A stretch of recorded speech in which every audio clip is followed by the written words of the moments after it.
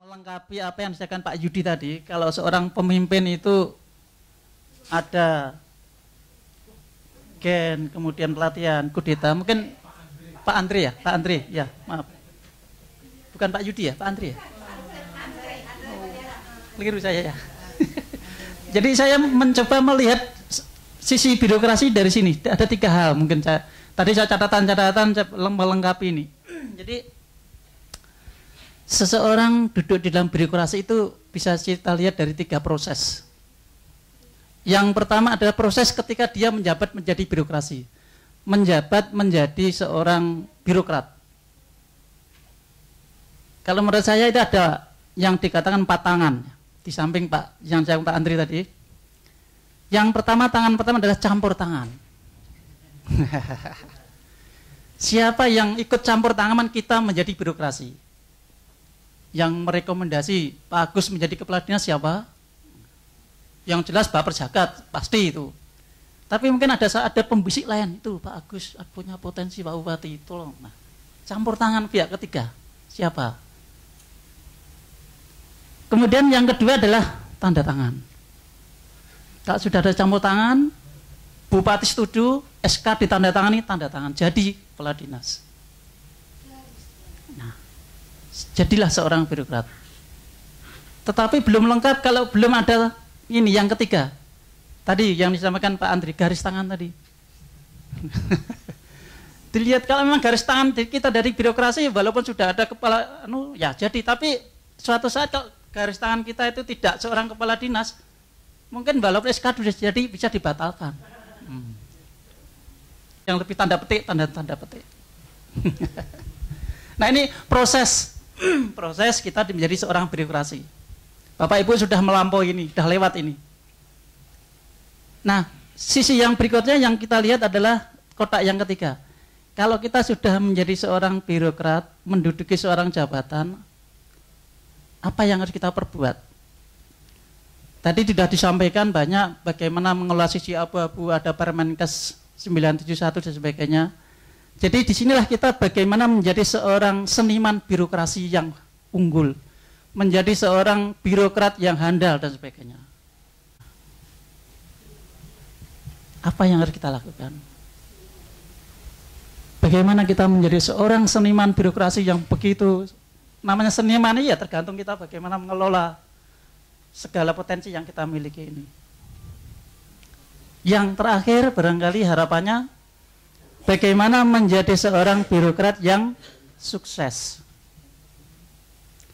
Tanda-tanda seorang birokrat yang sukses ada 3, yaitu adalah berakhir dengan selamat, diakhiri dengan selamat, tidak ada masalah-masalah yang berkaitan dengan hukum terutama. Di samping itu juga sehat, tidak kena stroke. Dan yang terakhir juga bagaimana mengakhiri birokrasi itu dengan bermartabat. Banyak contoh-contoh kasus seorang mantan pejabat sudah pensiun Bapak sekalian, tiba-tiba ada panggilan harus menghadiri persidangan kejaksaan, pengadilan dan sebagainya. Karena apa? Karena terkait dengan pada waktu menjabat ada sesuatu yang menjadi masalah. Kalau saya, Bu Zaina, Pak Khairul posisinya sudah di sini, di kotak yang ketiga ini. Itu pun karena saya pribadi kemarin sempat khawatir Bapak dan Ibu, karena saya 1,5 tahun pensiun, tiba-tiba ada kasus manipulatif gaji. Bendahara saya itu ternyata sejak tahun 2009 membuat gaji fiktif sebanyak 5 orang. Ketahuan, baru begitu ketahuan pada waktu saya sudah pensiun 1,5 tahun ini. Yang mengetahui adalah, yang menemukan adalah dari Taspen. Jadi selama tahun 2009 sampai dengan saya menjabat itu, saya itu menandatangani SPM gaji fiktif 5 orang selama bertahun-tahun. Kumulatif hampir 1,5 miliar. Loh, saya sudah deg-degan itu. Saya sudah, ternyata setelah diproses, saya mengikuti perkembangan itu. Mengikuti perkembangan bagaimana saya sudah siap-siap. Dan saya betul-betul tidak tahu adanya manipulatif data kepegawaian itu. Ternyata setelah diproses dan sebagainya, alhamdulillah tidak melibatkan saya. Dan memang saya tidak terlibat dan saya memang tidak tahu. Jadi saya tidak sempat dipanggil dan sebagainya, tapi cukup diselesaikan oleh teman-teman yang di sana. Halo? Belum selesai, Bapak? Sebentar, Ibu jemput aja. Jadi ini yang saya katakan, bagaimana kita bisa mengakhiri masa jabatan kita dengan selamat dan sehat. Ini adalah ini yang saya katakan. Nah, ini adalah diwujudkan apabila kita selama menjadi pejabat ini betul-betul bisa mentaati aturan-aturan mekanisme yang ada. Nah, ini Bapak Ibu sekalian sebagai tambahan saja. Kemudian Bapak Ibu sekalian, seperti diketahui bahwa konsep PML ini adalah bagaimana kita mewujudkan kemandirian birokrasi dalam mengelola program, di mana dua aspek yang kita lakukan, yaitu penguatan aspek manajemen dan aspek leadership. Kemarin pada waktu kita tatap muka bersama teman-teman kepala bidang, kepala puskesmas, kita sudah melakukan ini, Ibu dan Bapak sekalian. Jadi tidak hanya Bapak Ibu sekalian, tapi harapan kami Bapak Ibu sekalian nanti sebagai penguat, harapannya bisa betul-betul bisa mengawal apa yang sudah kita lakukan, di mana teman-teman Kapit, teman-teman puskesmas kemarin sudah menyusun RTL. Harapan kami bagaimana RTL yang sudah disusun kemarin betul-betul ada konsistensi untuk terwujudnya rencana kegiatan untuk perbaikan kinerja. Seperti dari Pak Ibra, banyak sekali yang perlu dikawal, Pak. Masalah saya kira itu ya buat RTL yang paling memungkinkan, Pak. Itu RTL banyak, Pak Ibra tadi. Ya. Nah, ini harapan kami. Kemudian Bapak sekalian, saat ini berdasarkan informasi-informasi itu yang ada, seorang pemimpin memang kita perlu merubah mindset, pola pemikiran kita di dalam rangka mewujudkan pemerintahan yang bersih dan berwibawa. Mindset kita harus berubah. Kenapa? Tadi sudah diuraikan juga banyak, yaitu lingkungan di luar lembaga kita itu sangat cepat berubah. Tuntutan sosial, ekonomi, politik begitu luar biasa. Kemudian perubahan di antara lain masyarakat, tuntutan masyarakat untuk mendapatkan pelayanan yang lebih bagus sebagai birokrasi pelayan publik. Kemudian tidak kalah pentingnya adalah karena beban pelayanan kesehatan kita juga semakin berat. Yang lebih memberatkan lagi adalah budaya dan perilaku internal SDM kita yang masih memprihatinkan. Karena apa? Karena diakui atau tidak, tadi juga di dalam diskusi berkembang, akibat intervensi politis yang begitu kuat, sehingga ini adalah mempengaruhi kinerja dari karyawan kita. Dan yang tidak kalah pentingnya adalah saat ini kita dituntut untuk memberikan pelayanan sebagai pelayanan publik, itu pelayanan publik yang bersih, akuntabel, transparan, dan berwibawa. Seperti saya katakan tadi, bagaimana kita melakukan suatu kegiatan birokrasi ini supaya betul-betul bisa kita pertanggungjawabkan, supaya kita tidak terantuk pada masalah hukum, sehingga bisa mengakhiri masa jabatan kita dengan baik. Ini mindset yang harus kita berubah barangkali. Saya ingin sedikit mereview fungsi dinas kesehatan, Bapak sekalian. Bagaimana konsep pendekatan dinas kesehatan sebagai satu-satunya panglima penggerakan pembangunan di tiap kabupaten. Dilihat dari sisi fungsi, dinas kesehatan ada 3 fungsi, yaitu adalah fungsi perencanaan, pelaksanaan, dan fungsi monep. Ini sudah kita lakukan semua melalui proses perencanaan, masuk musrenbang, kemudian mulai dari musrenbang kecamatan dengan melibatkan teman-teman di puskesmas ada lokakarya mini dan sebagainya. Di samping fungsi tersebut, yang sudah kita miliki adalah sistem pendukung manajerial, yaitu manajemen SDM, kemudian sistem manajemen keuangan, kemudian sistem surveillance dan sistem pencatatan dan informasi puskesmas. Dan yang penting ini adalah kita juga dinas kesehatan fungsi sebagai regulasi dalam bidang peraturan perundang-undangan. Dari 2 hal ini, ada satu lagi yang tidak kalah pentingnya adalah ini, yaitu adalah adanya lingkungan kerja, budaya kerja, dan soft skill pimpinan maupun staf. Sehingga inilah bagaimana kita memfungsikan konsep pendekatan dinas kesehatan sebagai panglima di dalam pembangunan di suatu wilayah yang harus kita operasionalkan sebagai seorang pimpinan. dalam konteks ini kami akan mencoba mensoroti dalam hal adalah segi soft skill. Tadi dari segi kompetensi dan sebagainya sudah dibahas, sedikit barangkali kita menengok dan melengkapi apa itu soft skill yang perlu diperlukan oleh seorang pemimpin di dalam menggerakkan fungsi-fungsi organisasi ini.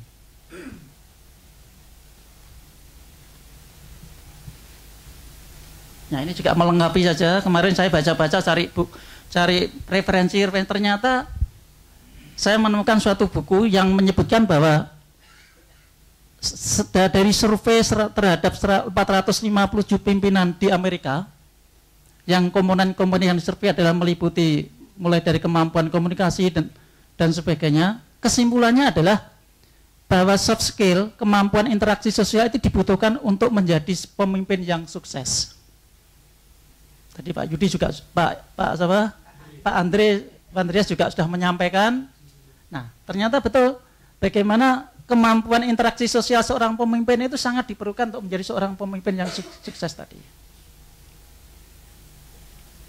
Nah, kalau kita berbicara soft skill, apa tahu soft skill itu sedikit juga, bahwa soft skill adalah kemampuan seseorang di dalam berhubungan dengan orang lain, yaitu interpersonal skill, dan kemampuan atau keterampilan mengatur dirinya sendiri, memanage dan mengelola diri kita sendiri, sehingga mampu mengembangkan diri untuk bekerja secara maksimal.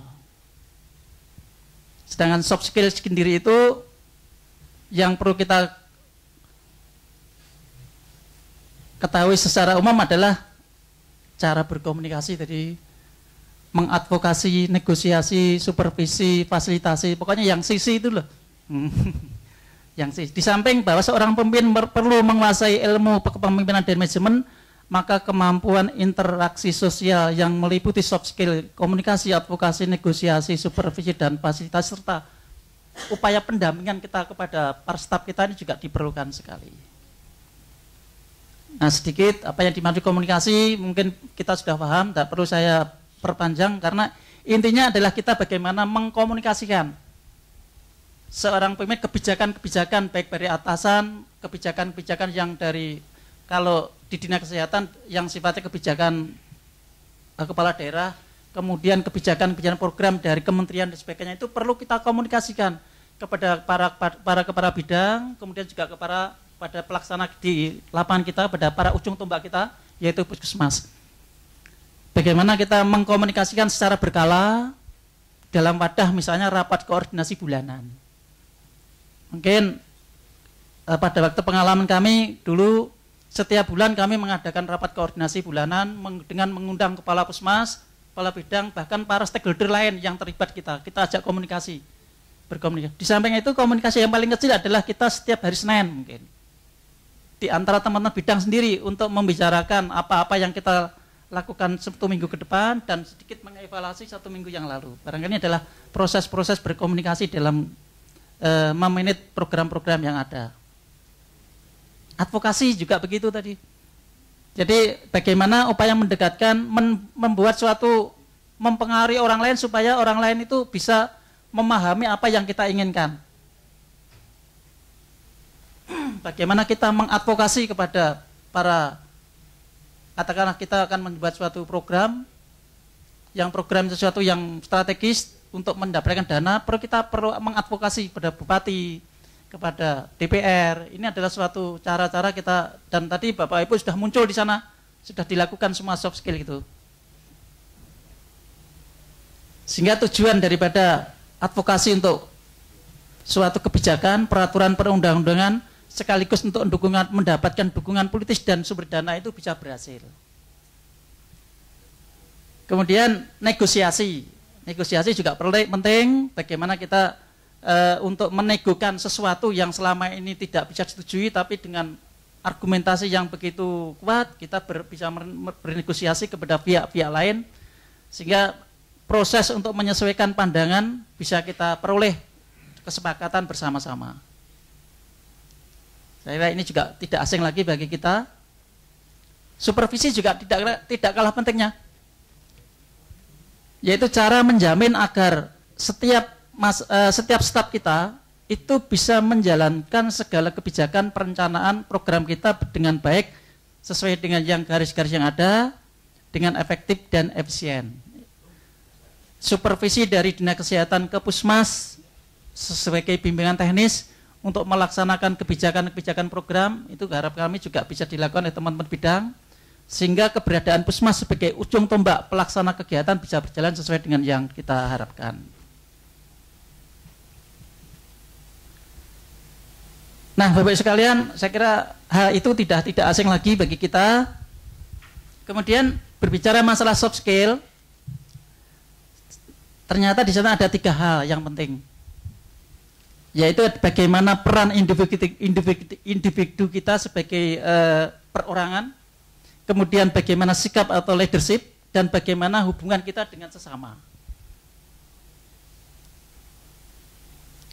Nah, sikap dan perilaku yang diperlukan seorang pemimpin di dalam membangun suatu kepemimpinan yang baik ada 1. Nah, ini nanti barangkali juga perlu kita sampaikan buat teman-teman kita yang ada di staf dan sebagainya. Harapannya adalah bagaimana kita bekerja tanpa pamrih, optimis di dalam menghadapi segala sesuatu kesulitan yang ada. Belajar, kita selalu mendorong pada diri kita pribadi dan termasuk pada staf kita, rendah hati, tetapi tidak rendah diri, tapi rendah hati. Kemudian kita selalu siap untuk dikoreksi dan mengevaluasi apa yang kita lakukan. Jangan alergi terhadap kritik dan alergi terhadap saran. Kemudian upayakan kita menjadi insan yang mulia, budaya malu. Saya pernah membuat suatu bagaimana menanamkan budaya malu. Malu itu adalah membuat suatu, apa itu namanya, banner yang saya taruh di depan, malu datang terlambat, malu. Nah, pokoknya yang isinya malu-malu itu. Nah, bagaimana ini adalah menanamkan setiap staf kita memiliki budaya malu dan sebagainya. Nah, inilah hal yang mungkin barangkali yang perlu kita lakukan. Kemudian ada lagi sikap kepemimpinan yang perlu kita perkuat adalah, nah ini, adil dan bertanggung jawab. Artinya apabila kita melakukan sesuatu harus bisa mencerminkan keadilan dan bertanggung jawab terhadap semua karyawan yang ada. Tidak membedakan, tidak pilih kasih bahasa Jawanya. Kemudian mengerjakan apa yang diucapkan. Kalau kita setiap hari sudah ada ketentuan apel jam 8, ya upayakan kita, ya 80% lah ikut hadir di tengah-tengah karyawan kita. Kemudian kemampuan advokasi, bagaimana kemampuan kita mengadvokasi semua staf kita, semua kepala pos kita untuk mengerjakan apa yang sudah kita programkan. Kemudian kita harapannya menjadi orang yang mendorong dan berpartisipasi dalam gerakan atau pembangunan atau kegiatan-kegiatan yang sudah kita lakukan. Jadi memberikan dorongan dan ikut berpartisipasi di dalamnya. Tidak hanya sekedar memerintah saja harapannya, tetapi ikut terlibat langsung di dalamnya. Kalau kerja bakti ya upayakanlah sambil berolahraga kita ikut terjun, bersih-bersih dan sebagainya. Kemudian bekerja secara efektif dan efisien. Tadi yang disampaikan oleh Pak Andri tadi juga, kita menjadi pemimpin yang visioner, sehingga salah satu tugas seorang pemimpin memang harus berpikir, sehingga sempatkan setiap hari itu merenung apa yang perlu dipikirkan, apa yang perlu diperbaiki dalam melaksanakan program-program yang ada. Jadi kalau ini gambarannya adalah bagaimana kita mengupayakan yang terbaik. Kemudian yang tidak kalah pentingnya adalah, nah ini, perilaku bekerja sama secara tim. Kita membangun suatu teamwork yang bagus, kita membuat kader-kader kepemimpinan sehingga apabila kita tidak di tempat, apabila kita katakanlah misalnya posisi Bapak Ibu di 1 minggu, kegiatan tidak akan berhenti tapi bisa berjalan. Karena kita sudah membentuk tim yang bagus di mana semua kepala bidang, semua pemegang program sudah bisa berjalan dengan baik. Saling mengingatkan dengan baik. Jadi cara menegur, cara mengingatkan juga diperlukan dengan mekanisme, dengan cara-cara yang baik. Kemudian mencari kesepakatan secara win-win solution. Bekerja sama bukan saja untuk diri sendiri, tetapi untuk orang lain. Sabar dan tekun dalam mencapai hasil tadi. Sabar tadi juga muncul di sana. Kemudian orientasi kerja menjadi lebih baik. Jadi kita mempunyai moto, hari ini harus lebih baik dari hari kemarin, dan hari esok harus lebih baik dari hari ini. Ini barangkali adalah sikap-sikap yang kita perlukan di dalam kita membangun suatu teamwork yang baik.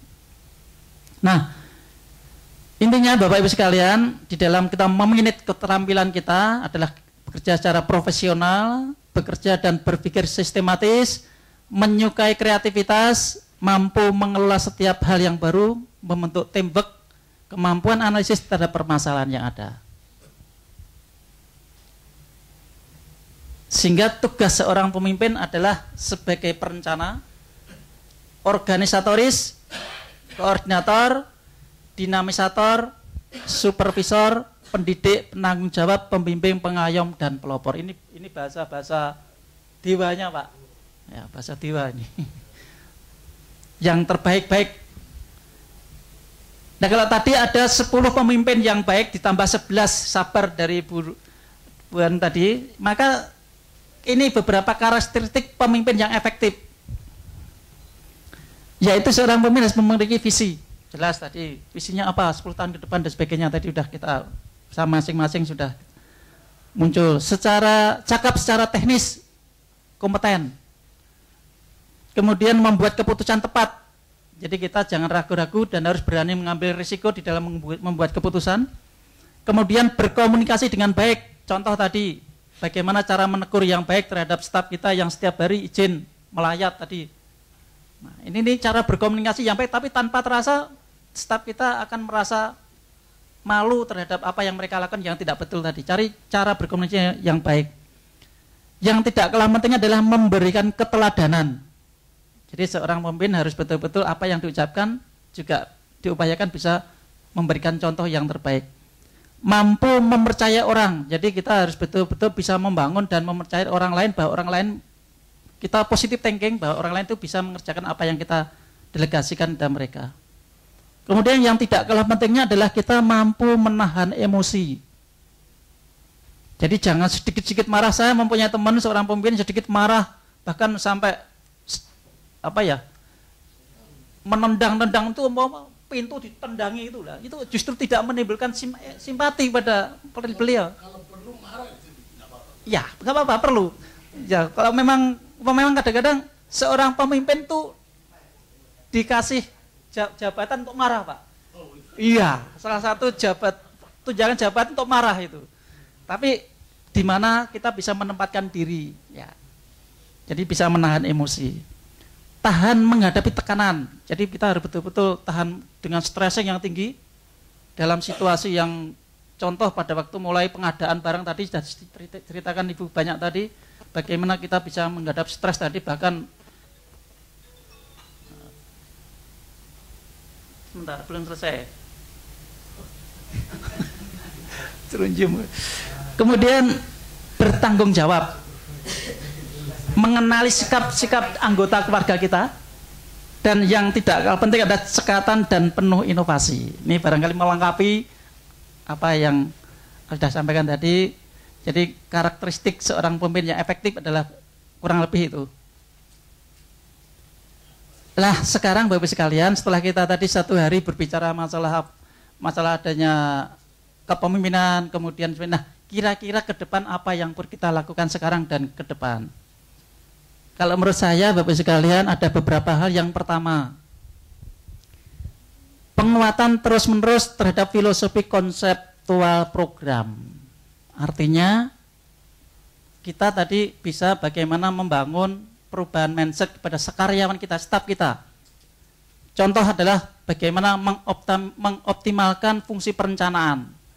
Tadi Bapak Ibu sudah menyebutkan banyak sekali masalah. Nah, minimal apa yang menjadi permasalahan itu mari kita konsepkan dalam bentuk rencana-rencana aksi untuk perbaikan.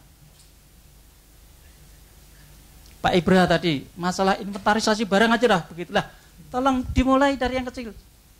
Dimulai dari yang mempunyai prioritas, misalnya temuan BPK. Tolong temuan BPK itu segera ditindaklanjuti, Pak. Dibuat ETL, segera dibuat evaluasi tindak lanjut. Karena apa? Pengalaman saya kalau setiap temuan BPK, setiap tahun itu pasti ada gelar perkara. Apa namanya, tunggakan perkara apa yang belum diselesaikan di masing-masing SKP itu pasti menjadi catatan. Nah, inilah harapan kami, minimal itu yang prioritas mungkin dari pertemuan BPK segera diselesaikan. Walaupun itu bukan tanggung jawabnya Pak Ibra, tapi tanggung jawab pemimpin yang dulu. Tapi tanggung jawab Pak Ibra sekarang adalah bagaimana menyelesaikan ETL temuan yang ada di BPK itu. Tapi itu menurut saya itu penting karena suatu saat Pak Ibra pindah, tapi ETL ini masih terus berjalan. Nah ini penguatan terus-menerus terhadap filosofi konseptual. Jadi lakukan langkah-langkah, selamat sore Prof. Ya. Kemudian yang kedua yang tidak kalah penting adalah kembali perenungan terhadap soft skill yang tadi. Perenungan kembali di manakah posisi kita, apa yang sudah kita lakukan dan sebagainya. Apa yang kita perkuat. Kemudian penguatan manajerial skill. Dan yang tidak kalah penting adalah perluasan jejaring sektor kesehatan dan lintas sektor kesehatan. Jadi perkuat hubungan kita lintas sektoral dan perkuat hubungan kita di dalam internal kita sendiri. Bagaimana kita membangun, memberdayakan teman-teman di Puskesmas itu sebagai ujung tombak di dalam melaksanakan program-program kita. Sebaik apapun program sudah kita laksanakan, tetapi kalau teman-teman di Puskesmas tidak bisa melaksanakan dengan baik, Dinas Kesehatan juga tidak akan mencapaikan cakupan-cakupan indikator yang ada. Oleh karena itu mekanisme koordinasi, pendampingan, kemudian bimbingan teknis kepada teman-teman Puskesmas, tolong itu dioptimalkan. Di samping itu harapan kami juga bagaimana kita bisa menggali potensi-potensi yang ada dari teman-teman Puskesmas untuk memperbaiki program-program kita, memperkaya program-program kita. Nah. Kemudian beberapa tip dari diskusi tadi, saya sempat beberapa menulis sekarang muncul. Identifikasi masalah dengan jelas sebelum bertindak. Jadi tolong tadi beberapa Bu Doli misalnya merasakan bahwa ternyata SOTK Dinas Kesehatan saat ini belum bisa mengakomodir semua program-program yang ada. Sehingga Bu Doli mungkin merasa kesulitan pada manakala akan menyantumkan suatu program, cantolannya di mana. Nah, barangkali ini merupakan suatu pintu masuk, merupakan entry point, kita bisa membuat mengajukan suatu revisi perbaikan penyusunan SOTK yang terbaru. Boleh. Jadi mungkin Bu Doli bisa mengajukan telaan akademis dengan berbagai bentuk tim di internal bagaimana kita mengajukan perubahan SOTK yang ada. Cermati betul seperti Pak Ibrahim juga tadi temuan-temuan tadi saya kira supaya tidak lupa segera dicatat Pak. Sehingga tidak menjadi catatan masalah pada waktu Bapak mendatang ke depan. Nah ini penting sekali. Kemudian yang berikutnya adalah jangan menunda. Karena Anda tidak tahu tambahan pekerjaan apa yang akan diberikan kepada kita. Jadi kalau ada masalah-masalah penting, tolong segera lakukan, segera jangan ditunda. Prioritaskan pada bagian yang penting dan yang tidak kalah penting adalah semangat mencari solusi, bukan mengeluh. Kalau saya tadi sudah muncul semua curhat yang ada, nah ini barangkali yang perlu segera diidentifikasi secara real dalam bentuk RTL, dipertajam. RTL yang kemarin sudah ada, barangkali bisa dilengkapi di sana. Bisa RTL sifatnya jangka pendek dan jangka menengah. Kemarin pada waktu kita ke kunjungan tatap muka di masing-masing kabupaten sudah terhimpun di sana, sudah muncul RTL di Dinas Kesehatan maupun Puskesmas. Saya melihat ada tambahan-tambahan lagi. Tambahan-tambahan lagi yang perlu dipertajam di dalam melengkapi RTL yang kemarin sudah muncul. Ya, apa yang menjadi keinginan kita di dalam memperkuat sisi manajemen dan leadership betul-betul nanti menjadi pengkayaan kita di dalam melaksanakan peningkatan kinerja di tempat kita masing-masing. Saya kira itu Bapak sekalian apa yang bisa saya tambahkan. Mungkin ada tambahan atau ada sharing, tapi saya yakin ini adalah melengkapi sharing yang satu hari tadi begitu lengkap, begitu banyak. Namun kami sebetulnya besok ada sesuatu juga yang tidak kalah pentingnya perlu ingin saya sampaikan, yaitu mengenai kemarin pada waktu kita ke lapangan banyak sekali keluhan-keluhan bagaimana menyelesaikan kasus-kasus disiplin pegawai. Bagaimana menyelesaikan karyawan-karyawan yang tidak disiplin padahal itu tapi ini tidak ada tindakan apapun ini. Lah, barangkali kita sudah punya payung hukum sebetulnya. Tinggal bagaimana kita mengoperasionalkan payung hukum tersebut. Demikian Bapak Ibu sekalian, mungkin ada sharing apa yang saya sampaikan, monggo.